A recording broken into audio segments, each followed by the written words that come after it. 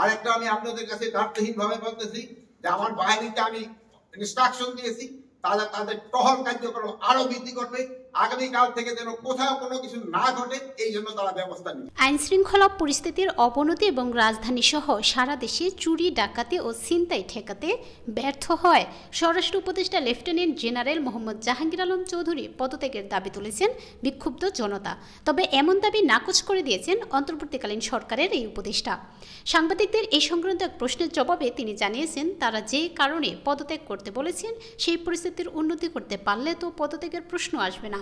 রোববার দিবাগত রাত ৩টা ৫ বারিধারা ডিওএসএস এর নিজ বাসায় জরুরি সংবাদ সম্মেলনে এসব কথা বলেন তিনি। শিক্ষার্থীরা আপনার পদত্যাগ দাবি করেছেন, আপনিও কি তাই ভেবেছেন? এমন প্রশ্নের জবাবে উপদেষ্টা বলেন, তারা চায় আইন শৃঙ্খলা পরিস্থিতির উন্নতি, সেটার জন্য যা যা করা দরকার আমি করব। তাহলে তো আর পদত্যাগের কোনো প্রশ্নই আসে না। দেশের এমন পরিস্থিতিতে যেন আইন শৃঙ্খলা পরিস্থিতির উন্নতি হয় এবং সেই ব্যবস্থা করছে। আগের চেয়ে আইন শৃঙ্খলা পরিস্থিতির অনেক উন্নতি হয়েছে, সামনে আরও উন্নতি হবে।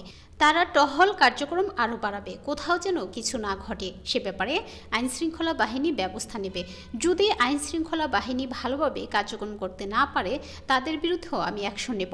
আইন শৃঙ্খলা পরিস্থিতির আর অবনতি হওয়ার কোনো আশঙ্কা নেই। তিনি আরও বলেন, দেশকে যারা অস্থিতিশীল করার চেষ্টা করছে তাদের কাউকে আমরা ছাড় দেব না।